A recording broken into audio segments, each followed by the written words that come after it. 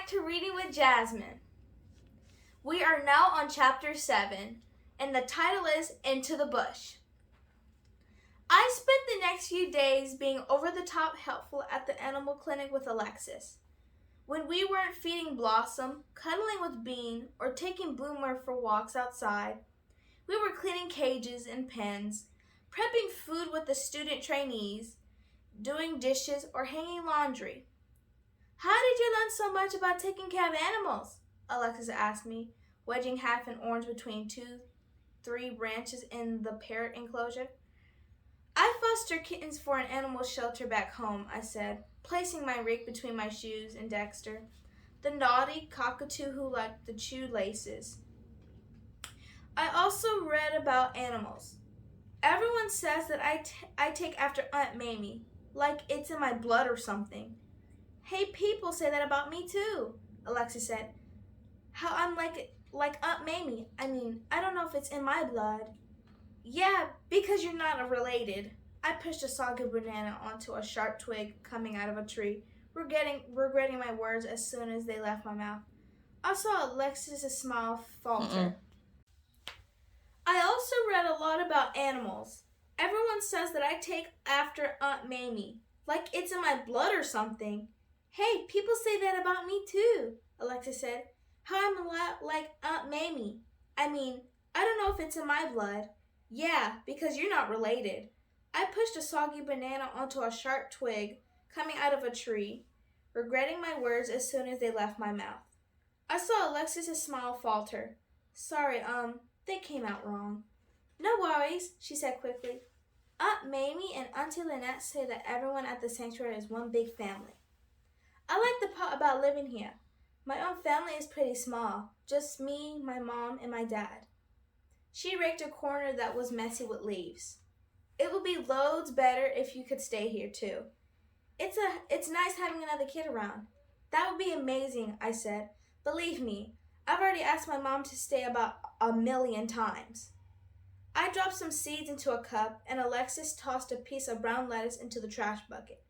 Dexter hopped over and toppled the entire bucket. You little bugger, Alexis said, both of us laughing, shooing Dexter away so we could pick up the mess. Morning, ladies! It was Auntie Lynette, peering in from outside the fence. Shashi and I are going for a drive to the other side of the property to install a piece of equipment. Want to come? We dropped what we were doing, saying goodbye to Dexter, who squawked as we left with the bucket. We dumped the contents into a wheelbarrow by the shed, where the emos would certainly find it. Then we followed Auntie Lynette back to the bush camp. Shashi waited beside a Land Rover that had supplies strapped onto the roof back and a giant snorkel attached to the hood.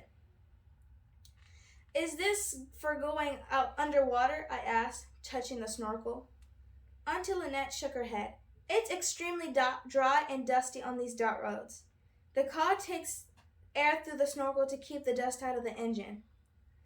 We all piled into the car and started down the skinny, rooted path, equipment rattling and water containers bouncing.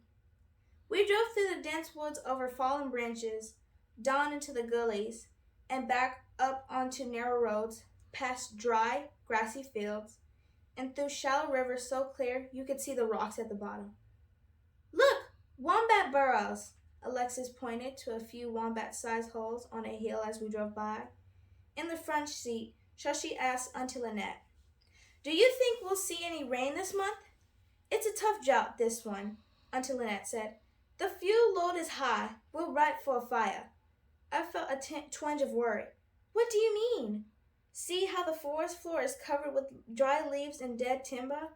We call that fuel load because it would fuel a bushfire. Auntie Lynette pointed out the window. And do you see how much space there is between the trees here? All the little shrubs that grow between the trees have been munched away by the animals.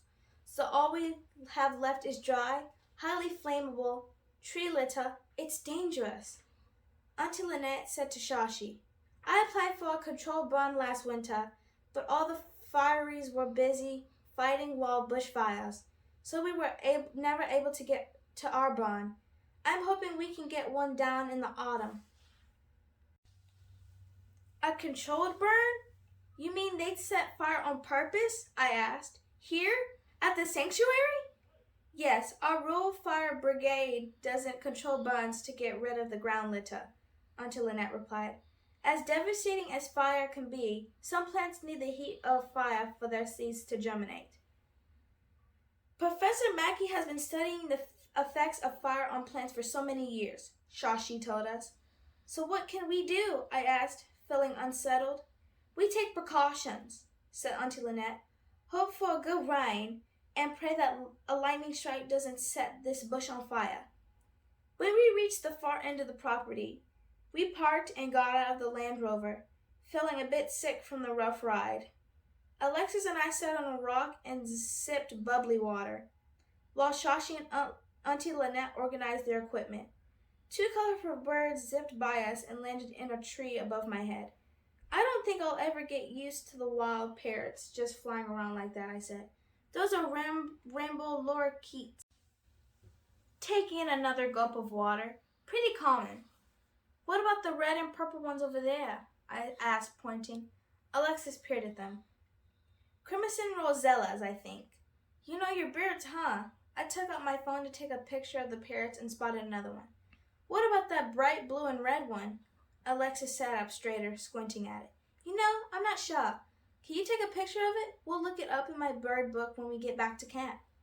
But as soon as I brought my phone up to take a picture, the bird flew off, and I only got a blur of the colors. Alexis! Kira! Shashi called. I could use a hand over here. We jogged over to a rock outcropping where Shashi was pounding a metal stake into the ground by a series of little pools. Hand me that, please. He pointed to a small green device sitting on top of his bag. What is it? I asked. A song meter, right? Alexis asked him. Are you recording frog sounds? The device was only a little bigger than my hand, with two microphones sticking out of the sides like lollipops. Shashi picked it up and unlatched the front cover, revealing a control panel inside. He hung the device over on the stake using zip ties and then said, I programmed it to listen to sounds at night.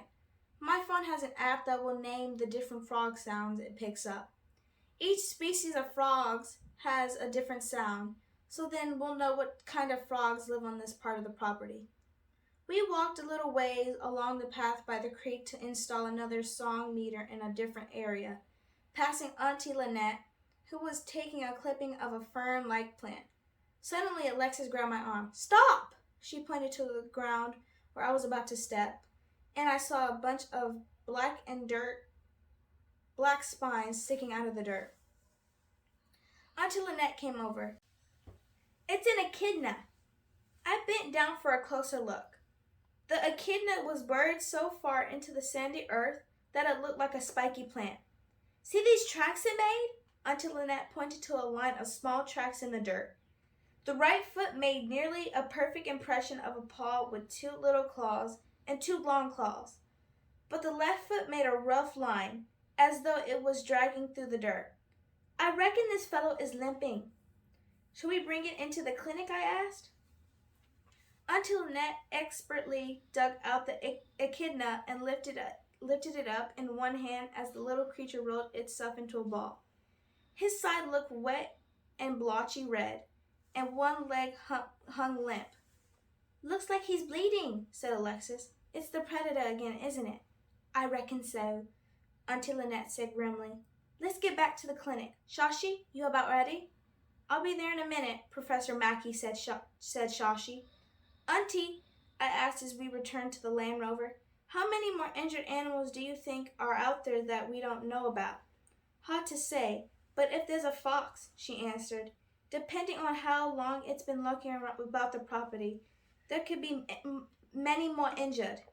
Or eaten, Alexis added. I sucked in a breath, checking over my shoulder for killer foxes, and then rushed for the safety of the Land Rover.